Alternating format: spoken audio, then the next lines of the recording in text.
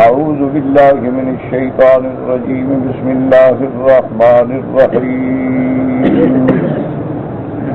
ثم انشأنا من بعدهم قرنا آخرين فأرسلنا فيهم رسولا منهم أن اعبدوا الله ما لكم من إله غيره أفلا تتقون وقال الملأ من قومه الذين كفروا وكذبوا بلقاء الآخرة وأترفناهم في الحياة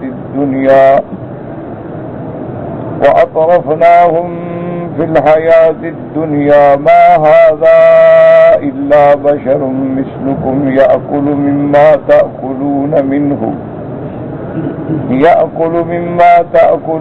منه ويشرب مما تشربون ولئن أطعتم بشرا مثلكم إنكم إذا لخاسرون أيعظكم أنكم إذا متم وكنتم ترابا وعظاما أنكم مخرجون هيهات هيهات لما توعدون إن هي إلا حياتنا الدنيا نموت ونحيا وما نحن بمبعوثين إن هو إلا رجل افترى على الله كذبا وما نحن له بمؤمنين قال رب انصرني بما كذبون قال أما قليل ليصبحن نادمين فأخذتهم الصيحة بالحق فجعلناهم غثاء فبعدا للقوم الظالمين. قال المؤلف والمفسر رحمه الله تعالى أدام النفع بعلومه وعلومكم في الدارين آمين إلى أن قال يخبر تعالى أنه أنشأ بعد قوم نوح قرنا آخرين. اب اللہ تبارک و تعالیٰ ان آیات میں خبر دیتے ہیں کہ قوم نوح کے بعد ہم نے پھر اور قومیں پیدا کی. قیل المراد بہم عاد.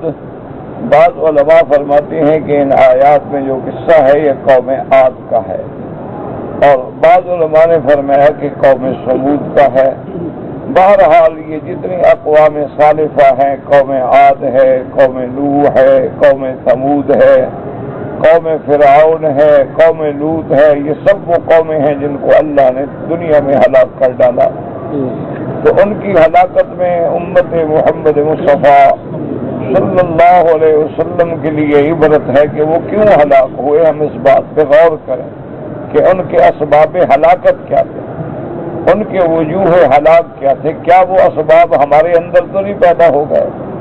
جیسے کہ میرے محبوب دو عالم سیدنا محمد مصطفیٰ صلی اللہ علیہ وسلم نے فرمایا کہ منافق کی 3 نشانیاں ہیں. آپ نے فرمایا کہ جس میں ایک پائی جائے تو گویا اس میں ایک حصہ نفاق کا ہے، اور جس میں 2 پائی جائے تو اس کا معنی ہے کہ 2 حصے نفاق کے ہیں، اور جس میں تینوں علامات پائی جائیں تو گویا اس میں 3 حصے نفاق ہیں. فرمایا کہ آیت المنافق ثلاث. منافق کی نشانیاں 3 ہیں. اذا حدث کذب، جب بات کرے تو جھوٹی کرے. وَإِذَا وَعَدَ أَخْلَفَ، جب وعدہ کرے تو وعدہ خلافی کرے. وَإِذَا اؤْتُمِنَ خَانَ، جب امانت رکھی جائے تو خیانت کرے. تو اب ہر آدمی اپنے اندر غور کرے کہ کیا ہمارے اندر یہ بیماری تو نہیں ہے. اگر ہمارے اندر یہ بیماری ہے تو گویا علامات نفاق ہمارے اندر آ گئی. تو اسی لیے اللہ نے قوم نوح کا واقعہ ذکر فرمایا، قوم عاد کا ذکر فرمایا، قوم ثمود کا ذکر فرمایا. بھی ان قوموں پر ایسا عذاب آیا کہ نام و نشان مٹ گیا، یعنی ان کا کوئی فرد بھی نہیں بچا ہے. تو ان پر عذاب آنے کی وجہ کیا تھی، اسباب کیا تھے؟ کیا وہ ہمارے اندر تو نہیں پیدا ہوگا؟ اس لیے مفسر رحمۃ اللہ علیہ فرماتے ہیں کہ بعد کہتے ہیں المراد بہم عاد، کہ اس سے مراد قوم عاد ہے، فإنهم كانوا مستخلفین بعدهم، کیونکہ قوم نوح کے بعد پھر جن کو اللہ پاک نے بڑی طاقتور قوم پیدا کی تو وہ قوم عاد تھی۔ وقیل المراد بہؤلاء ثمود، اور بعض کہتے ہیں کہ ان آیات میں جو واقعہ ہے اس کا تعلق قوم سمود سے ہے۔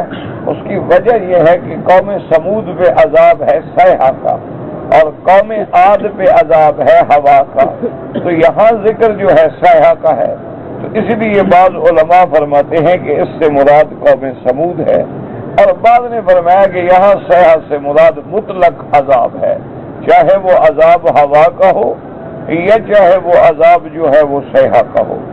فَأَخَذَتْهُمُ الصَّيْحَةُ بِالْحَقِّ وَأَنَّهُ تَعَالَىٰ أَرْسَلَ فِيهِمْ رَسُولًا مِّنْهُمْ، اللہ نے قوم عاد میں بھی رسول بھیجا اور ان کی قوم میں سے بھیجا، ان کی جنس میں سے بھیجا۔ فَدَعَاهُمْ إِلَىٰ عِبَادَةِ اللَّهِ وَحْدَهُ لَا شَرِيكَ لَهُ، اس اللہ کے پیغمبر نے ان کو اللہ تبارک و تعالیٰ کی عبادت کی دعوت دی کہ اللہ کی عبادت کرو، اللہ پر ایمان لاؤ اور اس کی عبادت میں کسی کو شریک نہ کرو۔ فَكَذَّبُوهُ وَخَالَفُوهُ وَأَبَوْا عَنْ اتِّبَاعِهِ لِكَوْنِهِ بَشَرًا مِثْلَهُمْ، لیکن انہوں نے تکذیب کی، انہوں نے مخالفت کی، انہوں نے جھٹلایا اور ایمان نہ لے آئے، اس وجہ سے کہنے لگے کہ ہم کیسے ایمان لائیں، یہ تو ہماری طرح انسان ہے، ہماری طرح بشر ہیں، تو ان کو نبوت آخر کیوں ملی ہے؟ اگر اللہ تبارک و تعالیٰ نے نبی بھیجنا تھا تو آسمانوں سے فرشتوں کو نازل فرماتے، نوری نبی بھیجتے، نہ کہ ہماری جنس میں سے ایک انسان کو نبوت مل گئی، تو اس لیے نعوذ باللہ انہوں نے مخالفت کی اور انکار کیا۔ وَاسْتَنْكَفُوا عَنِ اتِّبَاعِ رَسُولٍ بَشَرِيٍّ، وہ تکبر میں پڑ گئے کہ ہم ایک بشر کو کیسے رسول مانے۔ وَكَذَّبُوا بِلِقَاءِ اللَّهِ فِي الْقِيَامَةِ، اور انہوں نے لقاء اللہ کے لقاء کا بھی انکار کیا، یوم قیامت کا بھی انکار کیا۔ وَأَنكَرُوا الْمَعَادَ الْجُثْمَانِي، اور انہوں نے یہ بھی انکار کیا کہ یہ کیسے ہو سکتا ہے کہ مرنے کے بعد ہمارے یہ جثہ جو ہے جو گل گیا اور سڑ گیا اور مٹی میں مل گیا، یہ دوبارہ کیسے زندہ ہوگا؟ اس لیے قرآن فرماتا ہے کہ ان کی قوم کے سرداروں نے کہا أَيَعِدُكُمْ أَنَّكُمْ إِذَا مِتُّمْ وَكُنْتُمْ تُرَابًا وَإِذَا أَنَّكُمْ مُخْرَجُونَ هَيْهَاتَ هَيْهَاتَ لِمَا تُوعَدُونَ، تو ان کے سردار کہنے لگے اپنی قوم کو کہ یہ اللہ کا نبی تمہیں ڈراتا ہے کہ تم لوگ جو ہو جب مر جاؤ گے اور مٹی ہو جاؤ گے اور ہڈیاں بن جاؤ گے تو پھر تمہیں دوبارہ اللہ اٹھائیں گے، یہ کیسے ہو سکتا ہے؟ جتنے لوگ مر گئے ہیں ان میں تو کوئی واپس نہیں آیا ہے، تو حالانکہ واپس آنے کا تو ایک دن مقرر ہے، اس سے پہلے تو کوئی آ نہیں سکتا۔ اللہ تبارک و تعالیٰ نے قیامت کا دن مقرر رکھا ہے اور اس کا علم بھی کسی کو عطا نہیں فرمایا۔ اللہ نے نشانیاں تو عطا فرما دی، لیکن علم قیامت کی تعیین کی جو گھڑی ہے وہ اللہ کے سوا کوئی نہیں جانتا۔ ہیہات ہیہات لما توعدون، اے بعد ذالک، یہ تو بڑی دور کی بات کہانی بناتا ہے کہ جب مر جائیں گے پھر ہم اٹھیں گے، مر گئے گل گئے مٹی ہو گئے پھر کیسے اٹھیں گے ہم؟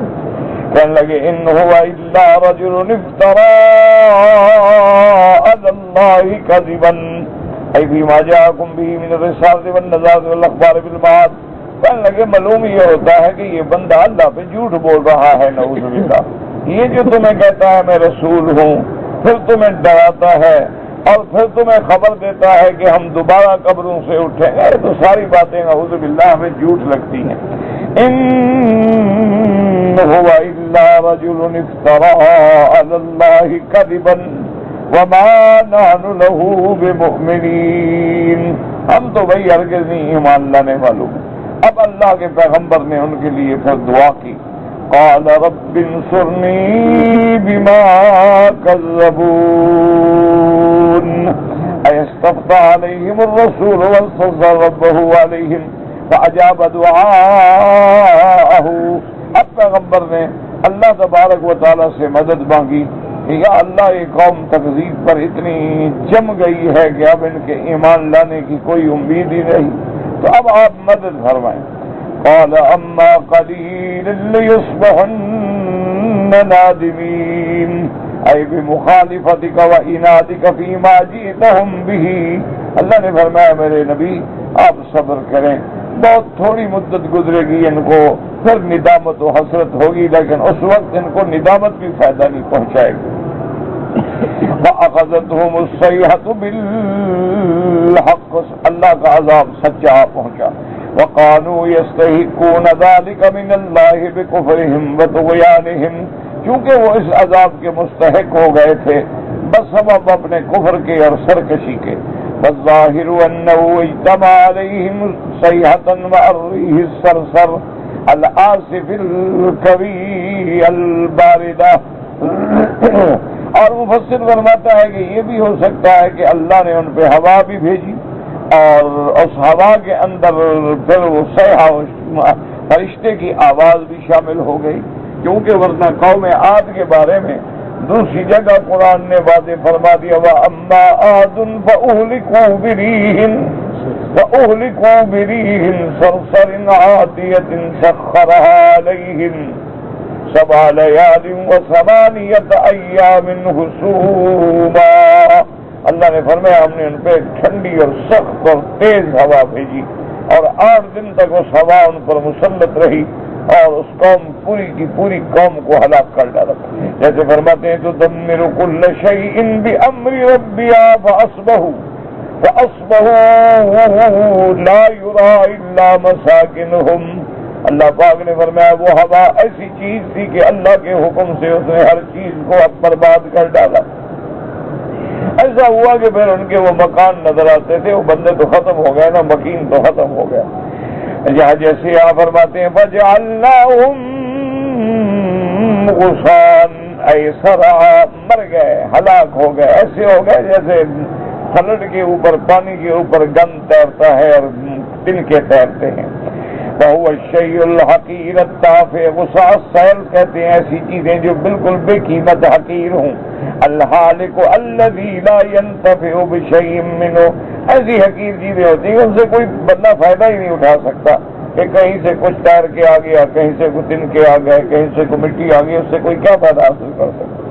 فَبُعْدًا لِلْقَوْمِ الظَّالِمِينَ، جیسے اللہ فرماتے ہیں وَمَا ظَلَمْنَاهُمْ وَلَٰكِنْ كَانُوا هُمُ الظَّالِمِينَ. اللہ ظلم سے پاک ہیں، اللہ اپنے بندوں پہ ظلم نہیں کرتے بلکہ بندے اپنے جانوں پہ خود ظلم کرتے ہیں. وہ ظلم کیا ہے؟ بِكُفْرِهِمْ وَإِنَادِهِمْ وَمُخَالِفَةِ رَسُولِ اللَّهِ، کفر کرتے ہیں، سرکشی کرتے ہیں، اللہ کے بھیجے ہوئے رسولوں کی مخالفت کرتے ہیں. فَلْيُحَذِّرِ السَّامِعُونَ أَن يُكَذِّبُوا رَسُولَهُمْ. تو ہمیں ان واقعات میں کیا سبق ملا کہ ہم اس سے عبرت پکڑیں کہ اللہ اور اللہ کے پیغمبروں کی اطاعت کریں، نہ کہ ان کی تکذیب کریں. فرماتے ہیں ثُمَّ انشَأْنَا مِن بَعْدِهِمْ قُرُونًا آخِرِينَ مَا تَسْبِقُ مِنْ أُمَّةٍ أَجَلَهَا وَمَا يَسْتَأْخِرُونَ ثُمَّ أَرْسَلْنَا رُسُلَنَا تَتْرَىٰ كُلَّمَا جَاءَ أُمَّةً رَّسُولُهَا كَذَّبُوهُ فَأَتْبَعْنَا بَعْضَهُمْ بَعْضًا وَجَعَلْنَاهُمْ أَحَادِيثَ فَبُعْدًا لِقَوْمٍ لَّا يُؤْمِنُونَ. اللہ پاک فرماتے ہیں کہ ان کے بعد پھر ہم نے اور بڑی امتیں پیدا فرمائی. ثُمَّ انشَأْنَا مِن بعدهم قرونا آخرین اے امما وخلائق. اللہ فرماتے ہیں ہم نے کئی امتیں، کئی بندے، کئی مخلوق پیدا کی. ما تسبق من امت اجلها وما يستاخرون، جو اللہ نے ان کے لیے وقت معین کیا نہ اس سے کچھ پہلے نہ اس سے کچھ بعد میں. ہر چیز کا اللہ نے ایک فیصلہ بل یؤخذون علی حسب ما قدر لهم تعالی فی کتابہ المحفوظ، اللہ نے جو تقدیر میں فیصلہ کر دیا تھا اور کتاب محفوظ میں لوح محفوظ میں رکھ دیا، وعلمہ قبل کونہم امۃ بعد امہ وقرنا بعد قرن وجیلا بعد جیل وخلفا بعد سلف، اور اللہ تبارک و تعالیٰ تو ایسے علام الغیوب ہیں کہ وہ ان امتوں کے پیدا ہونے سے پہلے بھی جانتے ہیں کہ اس امت کے بعد کون ہوگا، اس کے بعد کون ہوگا، ان کے بعد پھر کون آئے گا، سب کچھ اللہ تبارک و تعالیٰ کے علم میں ہے۔ اسی لیے صحیح حدیث میں آتا ہے کہ اول ما خلق اللہ القلم، سب سے پہلے اللہ نے قلم پیدا فرمایا، اس کو حکم دیا اکتب ما کان وما یکون وما هو کائن الی یوم القیامہ، کہ لکھ دو جو ہو چکا ہے، جو ہوگا اور جو قیامت تک ہوگا، سب اللہ کے علم میں ہے، اور سب لکھ کے اللہ نے لوح محفوظ میں رکھ دیا۔ فرماتے ہیں ثم ارسلنا رسلنا تترا، قال ابن عباس تترا مانا یتبع بعضهم بعضا، پھر ہم نے ایک رسول کے بعد دوسرا، پھر ایک نبی کے بعد دوسرا پیغمبر بھی بھیجے۔ وہذا كقوله تبارك وتعالى وَلَقَدْ بَعَثْنَا فِي كُلِّ أُمَّةٍ رَسُولًا أَنِ اعْبُدُوا اللَّهَ وَاجْتَنِبُوا الطَّاغُوتَ فَمِنْهُمْ مَنْ هَدَى اللَّهُ وَمِنْهُمْ مَنْ حَقَّتْ عَلَيْهِ الضَّلَالَةُ، جیسے اللہ نے فرمایا کہ ہم نے ہر امت میں اپنا پیغمبر بھیجا جس نے اپنی قوم کو دعوت دی کہ ان اعبدوا اللہ، خالص اللہ کی عبادت کرو، اللہ کے سوا جو معبود باطلہ ہیں طواغیت ان سے بچ جاؤ۔ لیکن ان میں سے جن کے مقدر میں ہدایت تھی اللہ نے ان کو ہدایت دی، اور جن پہ ضلالت و گمراہی کی مہریں لگ چکی تھی وہ اسی ضلالت و گمراہی میں مر گئے۔ کلما جاء امۃ رسولھا کذبوہ، ہر امت کے بعد جب پیغمبر آیا تو ان کی اکثریت نے تکذیب کی، کیونکہ کچھ لوگ تو ایمان لائے ہیں، معنی یہ ہے کہ جو اکثر لوگ تھے وہ ایمان نہیں لائے، یعنی جمہورہم و اکثرہم کقولہ تعالی یا حسرۃ علی العباد ما یاتیہم من رسول الا كانوا به يستهزئون۔ اسی طرح جیسے اللہ نے یہاں فرمایا فَأَتْبَعْنَا بَعْضَهُمْ بَعْضًا أَيْ أَهْلَكْنَاهُمْ، پھر ہم پیغمبر آئے ان نے تکذیب کی، پھر ہم نے بھی ان کو ہلاک کیا ایک کے بعد دوسرا۔ كَمْ أَهْلَكْنَا مِنَ الْقُرُونِ مِنْ بَعْدِ نُوحٍ، کتنی امتی ہیں کتنی نسلیں ہیں جن کو ہم نے حضرت نوح کے بعد ہلاک کر ڈالا۔ وَجَعَلْنَاهُمْ احادیث، اب ان کی باتیں رہ گئیں، وہ قصہ کہانی بن گئے، کوئی ان میں بچا نہیں، صرف اخبار ہے، واقعہ ہے، قوم عاد تھی، قوم ثمود تھی، قوم فجعلناہم احادیث ومزقناہم کل ممزق۔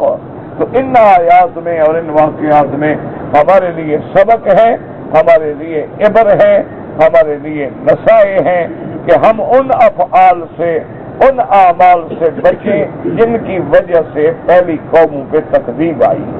سب سے پہلی بات تو کفر ہے، شرک ہے، اس کے بعد پیغمبروں کی مخالفت ہے، عقائد حقہ کی مخالفت ہے، اور پھر دنیا میں جرائم کا ارتکاب ہے، فواحش کا ارتکاب ہے، منکرات کا ارتکاب ہے۔ یہ چیزیں جو ہیں یہ اللہ کے عذاب کو بلانے کا ذریعہ بنتی ہیں۔ اللہ سے دعا کریں اللہ حضور کی امت کو ہر قسم کے عذابوں سے بچائے۔ واللہ اعلم۔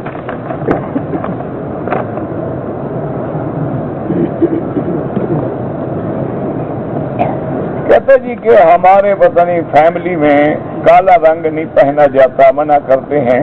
میرا بھائی بات یہ ہے کہ کالا رنگ پہننے سے کوئی شریعت میں منع نہیں آئی، ہاں البتہ یہ آیا ہے کہ بعض لوگوں نے جو رواج بنا رکھا ہے کہ کسی کی موت پر صدمات اور غم کے اظہار کے لیے کالا کپڑا پہنتے ہیں، تو یہ شریعت میں منع ہے۔ اس لیے ایک حدیث مبارک میں آتا ہے کہ من لبس السودا وضرب الاخدودا وشق الجیوب فلیس منا، حضور نے فرمایا کہ جو آدمی کسی موت پر مصیبت میں غم میں سیاہ کپڑے پہنے، اپنے چہرے پہ تھپڑ مارے، اپنے کپڑے پھاڑ ڈالے یا سروں پہ مٹیاں ڈالے، فرمایا میرے طریقے پہ نہیں ہے، اس کو ہم یعنی حضور صلی اللہ علیہ وسلم کے طریقے کا مخالف، ورنہ اس کے علاوہ اگر کوئی آدمی کالا کپڑا پہنتا ہے اس کی یہ نیت نہیں ہے، نہ وہ کسی موت یا صدمے پہ پہنتا ہے، ویسے پہنتا ہے تو کوئی منع نہیں ہے۔ جیسے کہ حضور پاک نے فتح مکہ کے موقع پہ کالی پگڑی استعمال فرمائی، تو اگر کالا رنگ منع ہوتا تو حضور صلی اللہ علیہ وسلم استعمال نہ فرماتے۔ جیسے حضور صلی اللہ علیہ وسلم نے منع فرمایا ہے کہ مردوں کو سرخ رنگ نہیں پہننا چاہیے، تو سرخ رنگ سے حضور نے منع فرما دیا ہے، لیکن کالے رنگ سے حضور نے منع نہیں فرمایا۔ باقی اس کو غم کی علامت سمجھا جائے کہ مر جاؤ تو اب کالے کپڑے پہنو، تو یہ تو ایک رسم ہے، جہالت ہے، ضلالت ہے، گمراہی ہے، اس کا شریعت سے کوئی تعلق نہیں۔ کہتے جی کہ 5 نمازیں جو ہیں ان کو صرف آدمی فرض پڑھے نہیں، فرض بھی پڑھے گا، سنتیں بھی پڑھے گا، واجبات بھی پڑھے گا، ساری نماز کی تیاری، ضروری نہیں کہ فرض پڑھنے کے بعد چلا جائے۔ جب اللہ کے پیغمبر نے سنتیں پڑھی ہیں، جب اصحاب رسول نے سنتیں پڑھی ہیں، جب اللہ کے نبی نے تہجد پڑھی ہے، وتر پڑھے ہیں، اشراق پڑھی ہے، تو امت کا معنی یہ ہے کہ حضور کی اتباع کرے، حضور کی اقتداء کرے۔ اور یہ بات بھی یاد رکھیں کہ علماء نے لکھا ہے کہ من تہاون فی الآداب، اگر کوئی آدمی ادب چھوڑ دے تو عوقب بحرمان النوافل، اللہ اس سے نفل چھوڑا دیتے ہیں۔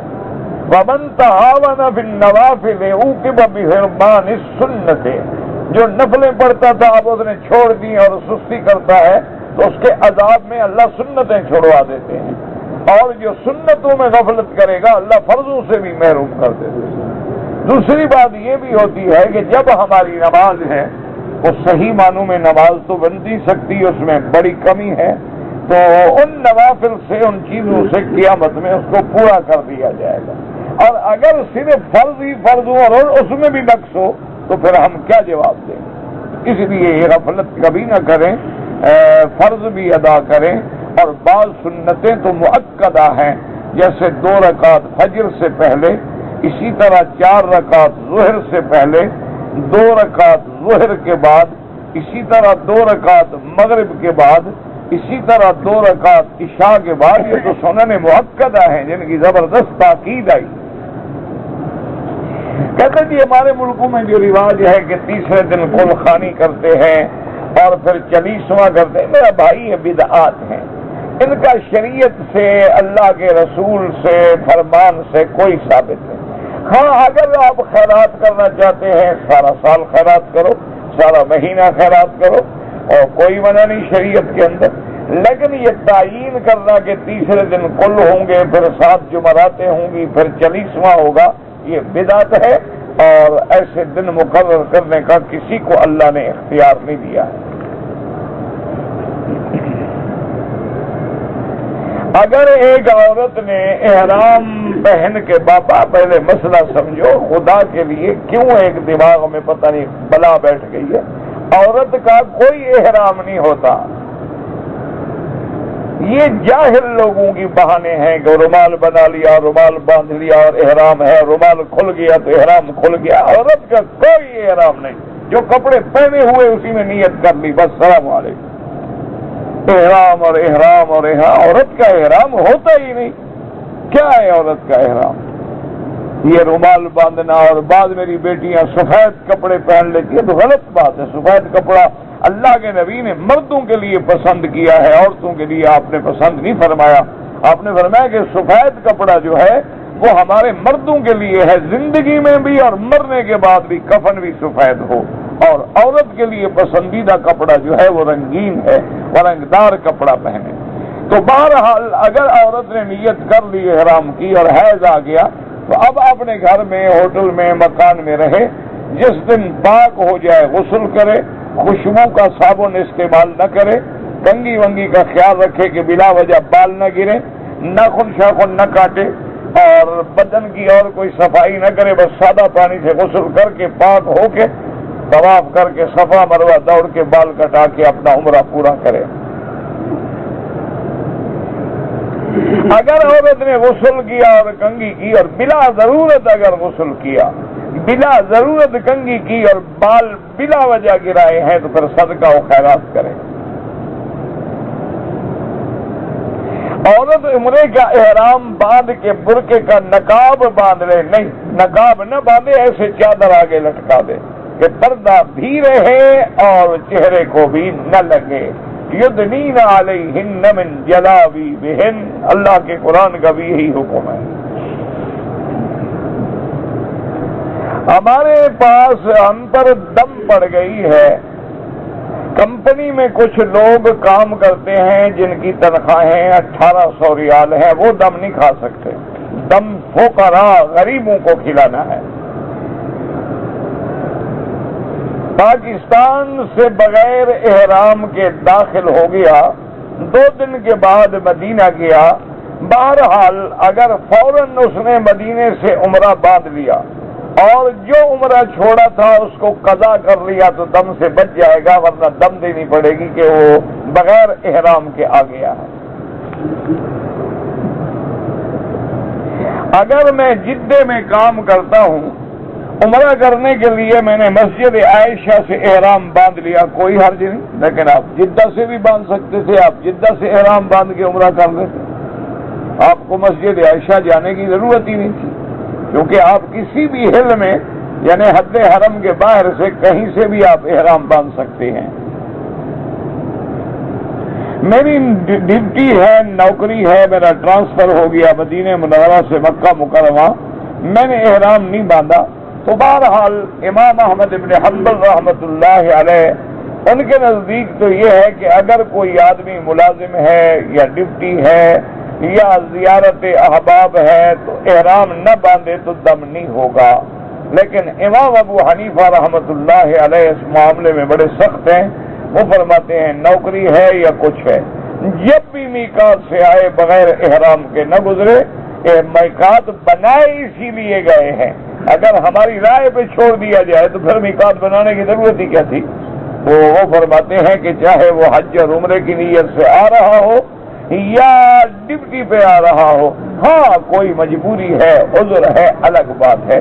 دیکھو نا جیسے ڈرائیور ہیں جن کی ڈپٹی ہے، روزانہ طائف جاتے ہیں، اب بیچارہ روز کتنے عمرے کرے گا، روزانہ مدینہ منورہ جاتے ہیں، روزانہ جوفہ جاتے ہیں، روزانہ یمبو جاتے ہیں، تبوک جاتے ہیں، تو ان کے لیے گنجائش ہوتی ہے کہ وہ عمرہ نہ کریں۔ میں نے طواف کے دوران میں حجر اسود کو چومنے کا موقع نہیں ملا اور ہاتھ لگانے کا بھی نہیں ملا، دور سے اشارہ کر دو کافی ہے، وہی بوسے کے قائم مقام ہے اور اتنا ہی ثواب ہے۔ اگر ایک آدمی پاکستان سے بغیر احرام کے مکے میں آ گیا، 5 دن گزر گئے، تو آپ عمرہ بھی کریں اور ایک دم بھی ادا کریں۔ وہ مسئلہ یہ ہے کہ آنے کے فوراً بعد میقات پہ چلا جائے۔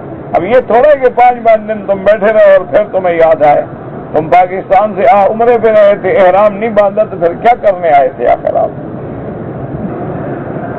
ایک آدمی نے کراچی سے احرام باندھ لیا، وہ ریاض پہنچا، اس کو ٹھنڈی محسوس ہوئی تو احرام نکال کے کپڑے پہن لیے۔ کون سی ٹھنڈ آ گئی تھی بھائی آج کل؟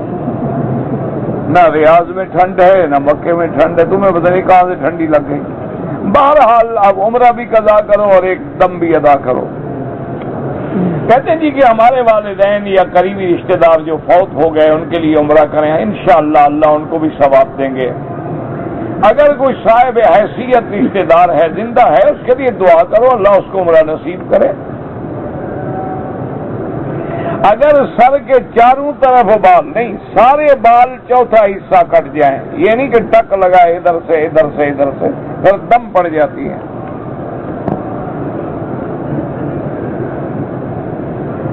ہم عمرہ کرنے کے لیے آئے ہیں، 1 ہفتہ ہم مکے میں رہیں گے اور 1 ہفتہ مدینہ منورہ میں، تو ہماری نمازیں جو ہیں علیحدہ پڑھو تو قصر پڑھو گے اور امام کے پیچھے پڑھو تو پوری پڑھو گے۔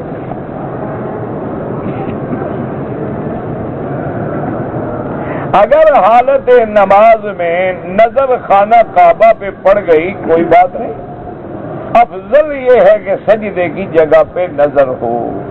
دیکھیں نا، جب نماز پڑھے نا تو کامل توجہ جو ہے اسی طرف رکھیں، کیونکہ جب تک کسی کام میں ارتکاز نہ ہو وہ کام نہیں ہو سکتا۔ دیکھیں نا، مثلاً ایک پیالی ہے، اس میں آپ نے چائے ڈالنی ہے، اگر توجہ نہ ہو تو چائے یا ادھر گرے گی یا ادھر گرے گی۔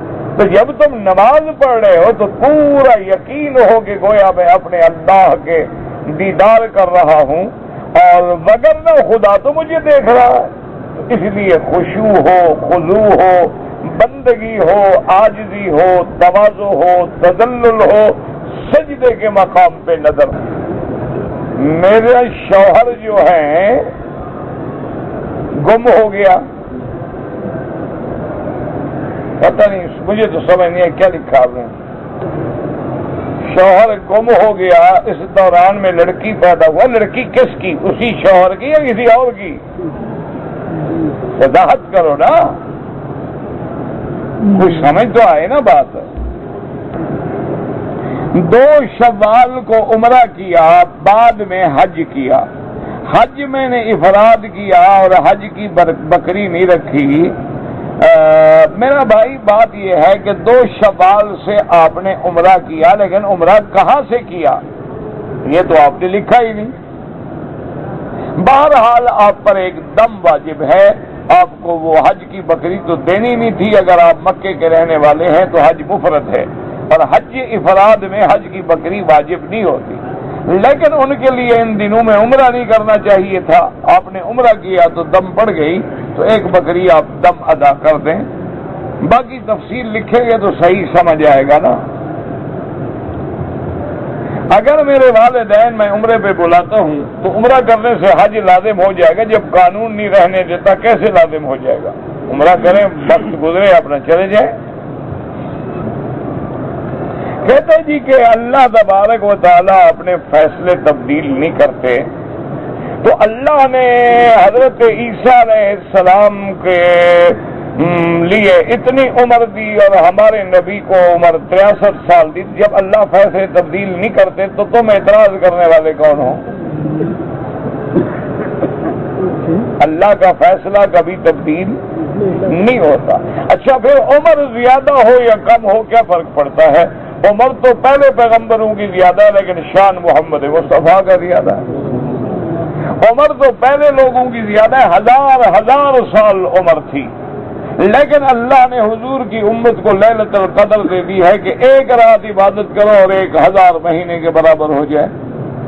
تو اس میں کیا ہے؟ یعنی حضرت عیسیٰ علیہ السلام کو کیوں بٹھایا، یا ان کی عمر زیادہ کیوں ہو گئی اور حضور کی عمر کم کیوں ہو گئی؟ یہ تو اللہ کے فیصلے ہیں۔ انشاءاللہ جب قیامت میں اللہ تبارک و تعالیٰ کے دربار میں پیش ہوں گے تو پوچھ لینا، ہم تو نہیں پوچھ سکتے۔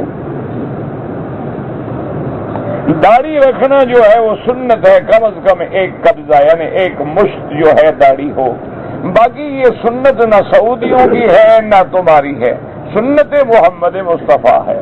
حضور کی داڑھی مبارک یملأ صدرہ آپ کے سینے مبارک تک آتی تھی، اور اس طرح گول حالہ تھا جیسے چاند کا حالہ ہوتا ہے۔ میرے والد جو ہیں وہ بینک میں مینیجر ہیں، ان کا بینک سودی کاروبار کرتا ہے، ان کی تنخواہ حلال ہے، تنخواہ حرام نہیں ہے۔ وہ تو اپنے وقت کا پیسہ لیتا ہے، کام کا پیسہ لیتا ہے، وہ تو سود نہیں لے رہا، لیکن ایسے اداروں میں کام کرنا نہیں چاہیے۔ آپ اپنے والد سے کہیں کہ وہ دوسری جگہ نوکری تلاش کریں، جب دوسری جگہ مل جائے تو ایسے ادارے کو چھوڑ دیں، کیونکہ ایسے اداروں کے ساتھ تعاون کرنا جو ہے وہ بھی ٹھیک نہیں۔ سورۃ فاتحہ جو ہے نماز میں پڑھنی چاہیے۔ میرا بھائی، کوئی نماز ایسی نہیں ہے جس میں فاتحہ نہ ہو، ہر نماز میں فاتحہ ہوتی ہے۔ اب فرق ہے امام اور مقتدی میں۔ تو امام ابو حنیفہ رحمۃ اللہ علیہ فرماتے ہیں کہ امام کا پڑھنا کافی ہے، مقتدی نہ پڑھے، اور امام احمد بن حنبل رحمۃ اللہ علیہ فرماتے ہیں کہ جن نمازوں میں امام زور سے قرآن پڑھتا ہے تم سن رہے ہو تو پیچھے نہ پڑھو، اور جن میں وہ آہستہ پڑھتے ہیں جیسے ظہر یا عصر ہے تو پیچھے پڑھ لیا کرو. اس کے علاوہ کسی اور کے ساتھ ہم حرف یا لگا سکتے ہیں نہیں لگا سکتے. کہتے ہیں پھر قرآن میں یا ایھا النبی کی وہ تو اللہ نے لگایا ہے کہ بندے نے لگایا ہے؟ حکم بندوں کو ہے یا خدا کو بھی حکم دو یہ تم نہ لگاؤ؟ کوئی عقل کیا کرو. اللہ کے سامنے تو ہر چیز موجود ہے. بس ایک عادت ہوتی ہے سوال لکھنے کی، کچھ تو لکھے نا. میری بہت ساری نمازیں قضا ہو گئی ہیں. ہاں قضا فرضوں کی کریں، سنتوں کی قضا نہیں ہوتی. جتنی تمہاری نمازیں قضا ہو گئی ہیں پہلے توبہ کرو، اس کے بعد فرض قضا کرو اور وتر واجب قضا کرو. اگر کوئی آدمی اس حال میں آیا کہ امام رکوع میں ہے اور وہ رکوع میں شامل ہو گیا اور تسبیح کہہ لی تو اس کی رکعت ہو گئی. من ادرک الرکوع فقد ادرک الرکعہ، جس کو رکوع مل گیا گویا رکعت مل گئی. کہتے جی کہ حرم کے باہر ہم اپنی چپل اتارتے ہیں، واپسی پہ اپنی چپل نہ ملے تو دوسرے کی چپل پہن لیں، یہ بالکل ناجائز ہے، بالکل منع ہے. ہر آدمی کو اپنی چپل جو ہے کسی تھیلی میں کسی کپڑے میں نشانی لگائیں، محفوظ رکھیں. یہ غلط بات ہے کہ لوگوں کی جو پڑی ہے بغیر اجازت کے ہم پہن لیں. اگر ہمارے کسی پڑوسی نے ذمہ لگایا تھا کہ میرا عمرہ کرو، اگر کسی نے وصیت کی ہے تم کرنا چاہتے ہو تو جائز ہے. ایک آدمی عمرہ کرنے آیا تھا، غلاف کعبہ سے دھاگے توڑ کے لے گیا. ایسا نہیں کرنا چاہیے تھا، ناجائز ہے. بہرحال جو ہو گیا اللہ معاف کرے، استغفار کرے. نسوار کی تجارت کرنا نہ کریں تو اچھا ہے. جو چیزیں مکروہات میں آئیں، جو چیزیں اقرب الی التحریم ہوں، ان سے بچنا چاہیے. کہتے جی کہ آپ پہلے داڑھی کو سیاہ رنگ لگاتے تھے، وہ آپ کو اچھا لگتا تھا، لال اچھا نہیں لگتا. بھائی آخر بوڑھا بھی تو ہونا ہے نا کہ نہیں؟ تو آخر عمر جو بڑھے گی تو حالات تو بدلیں گے نا. ایک صاحب نے اپنی بیوی کو ایک طلاق دی ہے اور اب عدت گزر گئی، وہ عدت میں رجوع نہیں کر سکا، لیکن اب وہ سلو کرنا چاہتے ہیں تو دوبارہ نکاح کریں. ہمارے ملک میں رواج ہے کھاد کا اور سپرے کا کہ اگر نقد مثلاً لیں تو 200 روپے اور ادھار لیں تو 300 روپے. یہ جائز ہے، لیکن بہتر یہ ہے کہ ایسے کام بھی نہ کریں، ورنہ جائز ہے. کیوں؟ اس کی وجہ یہ ہے کہ ایک آدمی کہتے ہیں جی ہے نا کہ نقد 10 روپے اور ادھار 15 روپے، آپ نے 15 میں خریدی ہے تو گویا میں نے یہ چیز آپ کو 15 میں بیچی ہے. یہ سود نہیں بنتا، یہ تو میں نے چیز بیچی ہے اور آپ کو اس سودے پہ رقم منظور ہے. سود ہوتا کہ میں آپ کو 10 روپے دیتا پھر آپ سے 15 وصول کرتا. میں نے تو چیز بیچی ہے نقد.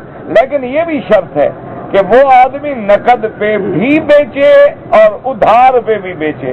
کہے صرف ادھار پہ بیچوں گا نقد نہیں بیچوں گا تو حرام ہے، ناجائز ہے. عمرہ کرنے والے پر بابا حج فرض نہیں ہوتا، قانون بھی ہے نا. جب اجازت نہیں ہے تو کیسے حج فرض ہو گیا؟ عمرہ کریں آپ جائیں جب اللہ توفیق سے پھر آ جائیں. حج اور عمرے کے علاوہ بیت اللہ کے طواف کے 7 چکر ضروری ہے یا ان میں کمی کی جا سکتی ہے؟ کمی نہیں ہوتی. چاہے طواف حج کا ہو، چاہے عمرے کا ہو، چاہے طواف نفل ہو، ہر طواف کے جو ہیں 7 چکر ہوتے ہیں. اس کے بغیر طواف مکمل ہی نہیں ہوتا. کہتے جی کہ جو اگر دور سے ہم یا رسول اللہ کہیں تو حضور سنتے ہیں؟ بالکل نہیں. اللہ کے فرشتے جب ہم درود پڑھتے ہیں اسی لیے تو حکم ہے نا کہ دور سے ہم اللہم صلی علی محمد پڑھیں. جس کے ساتھ لڑکی کا نکاح ہو سکتا ہو وہ محرم نہیں ہوتا. قوم عاد قوم سمود جو ہے ارم ذات العماد، یہ یمن کے علاقے میں تھے، اور مدائن اور یہ سارے علاقے جو ہیں یہ تو اب بھی معروف ہیں، مشہور ہیں، عرب میں ہیں.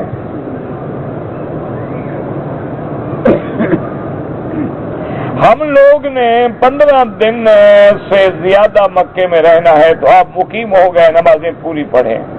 اگر ہم مسجد عائشہ سے احرام باندھ کے عمرہ کریں تو امام ابو حنیفہ رحمۃ اللہ علیہ اور امام شافعی رحمۃ اللہ علیہ کے نزدیک جائز ہے، لیکن امام احمد بن حنبل رحمۃ اللہ علیہ فرماتے ہیں کہ اصل عمرہ ہوتا ہے قادمن الی مکہ تھا، جب اپنے ملک سے مکہ آ رہا ہو، مکے میں رہتے ہوئے باہر نہ نکلے اور طواف زیادہ کرے۔ اور اس میں بھی کوئی شک نہیں کہ ائمہ اربعہ کے نزدیک، چاروں ائمہ کے نزدیک، جتنی دیر آپ مسجد عائشہ کے عمرے میں خرچ کریں اتنی دیر اگر کعبۃ اللہ کا طواف کریں تو زیادہ ثواب ہے۔ آج ظہر کی نماز کی دوسری رکعت میں سورت لم یکن الذین پڑھ رہا تھا، سورت ختم نہیں ہوئی، امام صاحب رکوع میں چلے گئے، تو آپ پھر رکوع میں گئے یا نہیں گئے؟ پہلے تو آپ کو امام کے پیچھے سورت پڑھنے کی ضرورت کیا تھی؟ اچھا چلو، بہرحال بعض ائمہ کے نزدیک جائز ہے، پڑھ رہے، لیکن جب امام رکوع میں چلے جائے تم بھی رکوع میں جاؤ، امام کے تابع ہو۔ اگر تم نے رکوع نہیں کیا تو پھر تمہاری نماز نہیں ہوگی۔ یہ نہیں ہے کہ امام چونکہ رکوع میں چلے گا، میری صورت ابھی باقی ہے تو میں ختم کر کے دوسرے دن رکوع میں جاؤں گا، یہ تو کوئی مسئلہ نہیں۔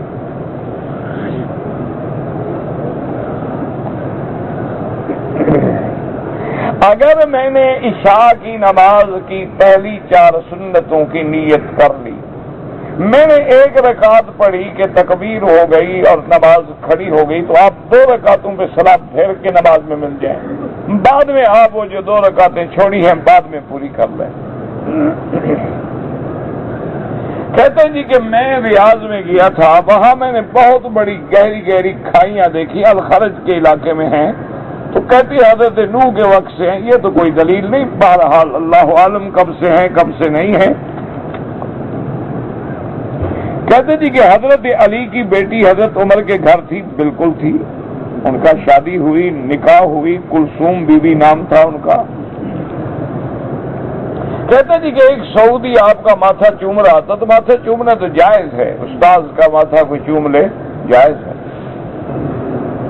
مجھے ایسا وظیفہ بتائیں کہ اللہ راضی ہو جائے، میں 5 وقت نماز پڑھتی ہوں، دوسرے ارکان، تو اللہ راضی ہے تو نماز پڑھ رہی ہو نا۔ اللہ راضی نہ ہوتا تو اپنے گھر آنے دیتا، تمہیں نماز پڑھنے دیتا۔ اللہ تو راضی ہے میری بیٹی، الحمدللہ، اللہ کا شکر ادا کرو کہ اللہ نے آپ کو پابند صوم و صلات بنایا ہے، استغفار کیا کریں، درود شریف پڑھا کریں، باقی اللہ کا شکر ہے کہ آپ کو نماز نصیب ہے۔ میری بیٹی کو سبق یاد نہیں ہوتا، بڑا دیر سے یاد کرتی ہے،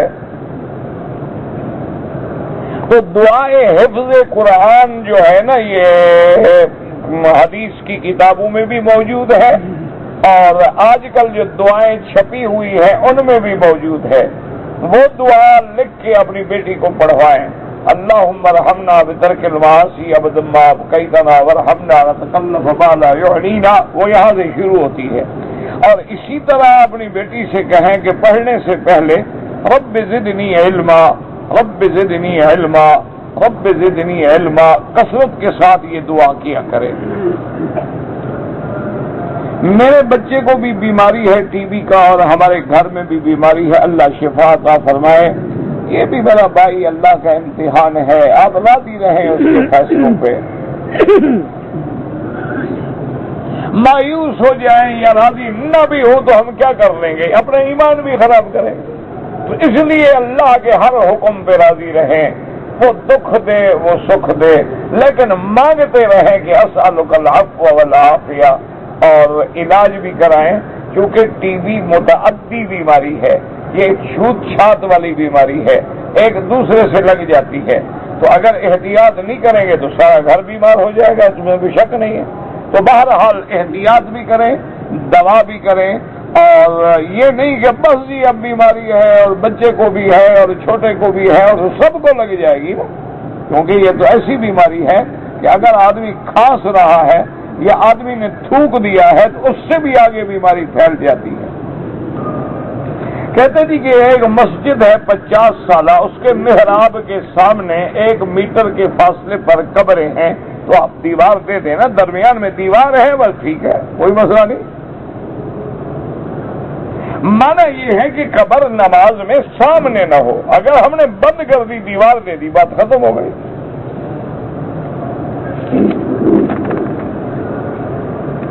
کہتا جی کہ اگر عورتیں خانہ کعبہ میں ہیں یا مسجد نبوی میں ہیں، جنازہ پڑھنا چاہیے، ان کو بالکل پڑھنا چاہیے. میرا بھائی مسئلہ یہ ہے کہ عورتوں کو اپنے گھر سے جنازے کے لیے آنا ضروری نہیں، لیکن اگر وہ پہلے موجود ہیں اور جنازہ کھڑا ہو گیا تو پڑھے، کیوں نہ پڑھے؟ عورت کا جنازہ ہم نہیں پڑھتے. اسی طرح نماز جمعہ بھی عورت پہ آنا ضروری نہیں، لیکن اگر آ جائے تو جمعہ پڑھے گی. تراویح کے لیے بھی اس کو گھر سے مسجد میں آنا ضروری نہیں، لیکن اگر آ گئی ہے تو تراویح بھی پڑھے گی. بہرحال اگر والدہ کی طبیعت خراب ہو گئی اور بیماری اور عذر کی وجہ سے آپ احرام مدینے سے دوبارہ نہیں باندھ سکے تو گنجائش ہے بچ جانے کی. لیکن اب اگر ٹھیک ہے، ماں بھی ٹھیک ہے، تو کوئی مشکل مسئلہ نہیں. 30 ریال میں آپ دوبارہ مدینے جا سکتے ہیں. مدینہ شریف چلے جائیں، زیارت بھی ہو جائے گی، دوبارہ احرام باندھ کے عمرہ بھی کرنا ہے. بہرحال اگر مکے میں رہنے والی ایک عورت ہے اور وہ مدینہ منورہ زیارت کے لیے گئی، واپسی پہ اس نے عمرہ نہیں کیا، تو امام ابو حنیفہ رحمۃ اللہ علیہ کے نزدیک فوراً عمرہ لوٹائے میقات سے. اگر نہیں لوٹائے گی تو دم پڑ جائے گی. اور باقی ائمہ فرماتے ہیں کہ اس نے نیت ہی نہیں کی عمرے کی تو کوئی جرمانہ نہیں ہے.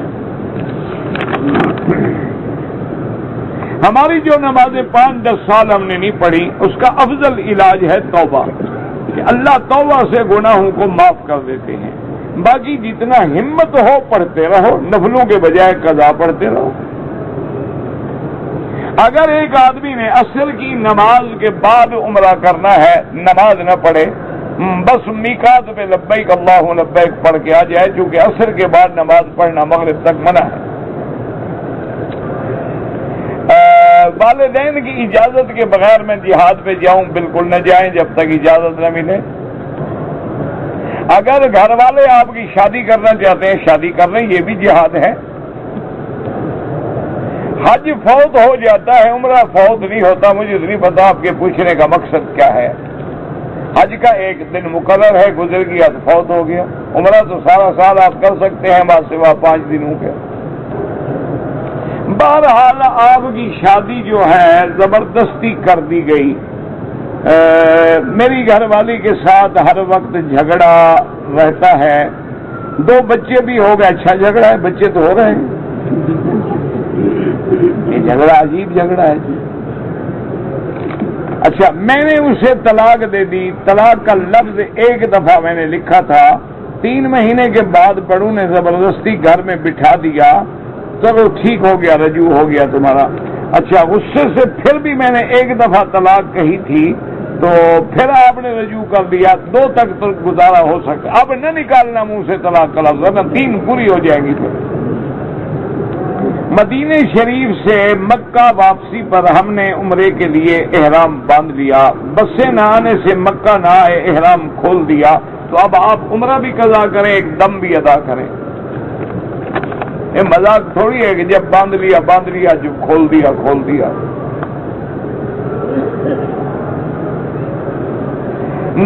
نماز تسبیح جو ہے نا، صلاۃ تسبیح ایک ضعیف روایت میں ہے، لیکن اس کا باقاعدہ اہتمام کروانا، جماعتیں مقرر کروانا، یہ ثابت نہیں ہے حدیث میں.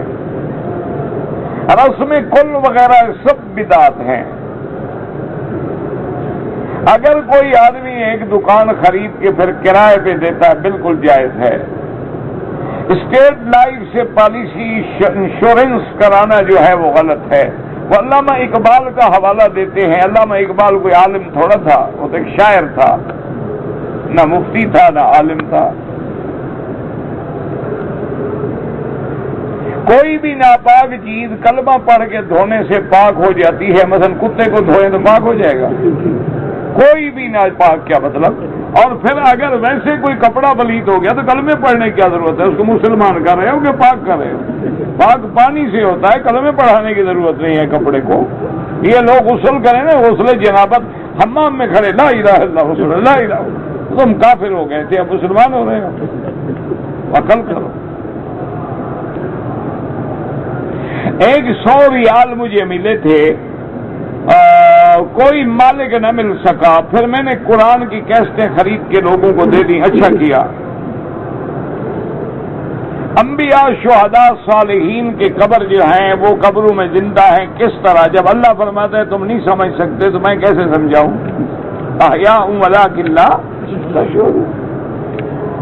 اللہ کہتا ہے کہ تم نہیں سمجھ سکتے. جب اللہ ہمیں کہہ دیتے پھر ہمیں ضرورت کیا ہے بعض میں پڑھنے کی؟ جس کے لیے بھی عمرہ. ہمارا ساتھ ہندو، سکھ وغیرہ ہے، ہم ان کو زمزم کھجوریں دے سکتا ہے. ابو جہل بھی تو زمزم پیتا تھا، تو اگر رام چندر نے پی لیا تو کیا ہو جائے گا؟ تو بہرحال جب آپ زمزم دیں تو نیت کریں کہ اللہ اس کی برکت سے اس کو اسلام نصیب فرما. احرام کی حالت میں کوئی دانہ نکلا ہوا تھا تو اس کو میں نے ایسے چھیڑا تو خون نکل آیا، کوئی بات نہیں. اگر ایک عورت نے اپنا عمرہ پورا نہیں کیا، لیکن بات سنو کہ اگر 2 عورتیں ہیں، دونوں نے طواف کر لیا، دونوں نے صفا مروہ دوڑ لیا، ایک دوسرے کے بال کاٹ دیے، جائز ہے. ہاں اگر ایک عورت نے طواف کر لیا، صفا دوڑ لیا، لیکن ایک عورت نے ابھی صفا نہیں دوڑی تو پھر بال کاٹنا جائز نہیں، کیونکہ ابھی اس کے افعال عمرہ پورے نہیں ہوئے. میرے عزیز ہیں، بیمار ہیں، اللہ شفا دے، اللہ ہر بیمار پہ رحم فرما. اللہم اشفنا واشف مرضانا ومرضى من اوصانا ومرضى المسلمین. اللہم اذهب الباس رب الناس انت شافی لا شفاء الا شفاؤک لا یغادر سقما. اللہم انا نعوذ بک عن البرص والجذام وعن سیء الاسقام. بہرحال اگر لڑکی بالغ ہو جائے تو شادی کی کوشش کریں. اللہ آپ کی نیت کو جانتے ہیں. بعض اوقات ہماری نیت ہے لیکن رشتہ نہیں ملتا تو اللہ کے ہاتھ میں. کراچی احرام باندھ کے نیت تو کر لی لیکن تلبیہ نہیں پڑھا اور کوئی اللہ کا ذکر کیا کہ نہیں کیا، اور بھی اگر کلمہ پڑھ لیا، درود پڑھ لیا، سبحان اللہ کچھ پڑھ لیا تو کام ہو جائے گا، لیکن بالکل نہیں کیا تو پھر تو گناہ ہے. بعض علماء کے نزدیک تو عمرہ بھی نہیں ہوا، وہ تو کہتے ہیں عمرے کے لیے لازم ہے لبیک.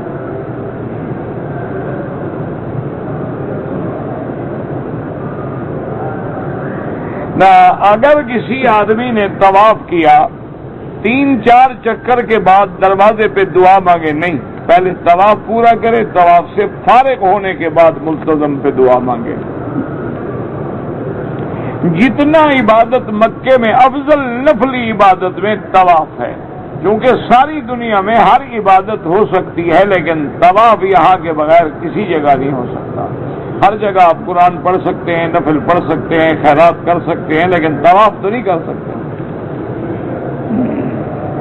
حتیم کے اندر اگر نفل پڑھیں تو گویا آپ نے کعبے کے اندر پڑھے ہیں. نمازیوں کے آگے نہ گزرا کریں. مجھے اپنی بیٹی کے نکاح کے لیے آپ سے بات کرنی ہے. عشاء کے بعد یہاں بیٹھ جائے، میں 10-15-20 منٹ میں انشاءاللہ آ جاتا ہوں. تو پھر آرام سے آدمی بات کر لیتا ہے. کل دیکھا نہیں ایسے ایک بندہ بیچارہ غصہ کر رہا، میں نے یہ کہا بھی یہاں بیٹھ جاؤ اللہ کے بندے، میں آ جاؤں گا تو آرام سے بات کر لیں گے. نہیں، اور پتہ نہیں وہ بھی کوئی عجیب بندہ ہے، اللہ اس کو بھی ہدایت دے، اللہ ہمیں بھی ہدایت دے. وہ کہتے ہیں جی کہ کئی سال پہلے پاکستان میں آپ کے بیٹے کو میں نے مکان کا نقشہ بنا دیا تھا اور انہوں نے مجھے فیس نہیں دی تھی. اب مجھے کیا پتا اللہ کے بندے کون سے مکان کا بنایا تھا، کیا فیس طے ہوئی تھی، اور اتنے عرصے تک ماشاءاللہ تم صبر سے خاموش رہے، اب مکے میں آئے ہو تو تمہیں یاد آ گئی ہے. تو اگر ایسی بات ہے بھی تو الحمدللہ اللہ پاک نے ہمیں دیا ہے، اس میں کوئی فکر نہیں. اور جس میرے دوست کے کہنے سے تم نے نقشہ بنایا تھا میں اس کے نام آپ کو خط لکھ دیتا ہوں، جو طے ہوا اس سے لے لو، کوئی مسئلہ نہیں. اس میں شور کرنا اور چیخنا اور پتہ نہیں دنیا سمجھے کہ مولوی بکی صاحب کسی کو کھا گیا، مجھے تو پتہ ہی نہیں. انا للہ و انا الیہ راجعون. بس اور کیا کر سکتے ہیں؟ اللہ کے سپرد. میرا بچہ معذور ہے، بھئی اللہ شفا دے، ہم کیا کر سکتے ہیں؟ یہ سارے معاملات اللہ کے ہاتھ میں ہیں. آپ زمزم پلائیں، دعائیں کریں، والدین کی دعا سب سے زیادہ مؤثر ہوتی ہے. اللہم صلی علی سیدنا محمد وعلی آل سیدنا محمد وبارک وسلم. یا اللہ یا رحمان یا رحیم یا حی یا قیوم یا ذا الجلال والاکرام یا ذا الجلال والاکرام یا الہنا الہ کل شیء الہا واحدا لا الہ الا انت. اللهم أنت الميسر لكل عسير وأنت على كل شيء قدير. اللهم يسر أمورنا وأمور أولادنا وأمور المسلمين. اللهم أصلح أحوالنا وأحوال المسلمين، أولادنا وأولاد المسلمين. اللهم أصلح لنا شأننا كلها فلا تكلنا إلى أنفسنا طرفة عين قط ولا أقل من ذلك. اللهم اشفنا واشف مرضانا ومرضى المسلمين.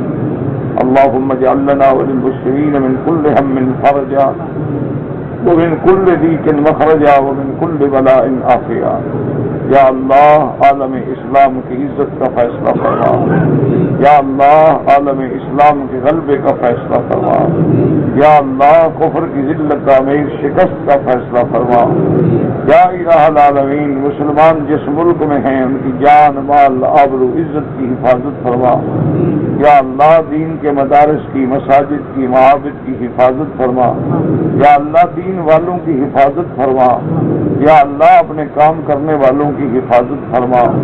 یا الہ العالمین بیماروں کو شفا عطا فرما، بے حیاؤں کو حیا عطا فرما، بے دینوں کو دین عطا فرما، بے اولادوں کو اولاد عطا فرما. جن کی اولاد ہیں ان کو صالح بنا، جن کے گھروں میں بچیاں ہیں اللہ ان کے رشتے آسان فرما. یا اللہ سب کی پریشانیاں دور فرما، سب کی پریشانیاں دور فرما. یا اللہ پورے عالم میں ہدایت کی فضا اور ہدایت کی ہوا چلا دے. یا اللہ حضور کی امت کے ہر بندے کو دین کا سپاہی اور دین کا فدائی بنا دے، دین کا کلمہ پہنچانے والا بنا دے. پورے عالم میں امن قائم فرما، عالم اسلام میں امن قائم فرما. اس بلد الامین کو قیامت تک ہر فتنوں سے محفوظ فرما. ربنا آتنا فی الدنیا حسنۃ وفی الآخرۃ حسنۃ وقنا عذاب النار. سبحان ربک رب العزۃ عما یصفون وسلام علی المرسلین والحمد للہ رب العالمین.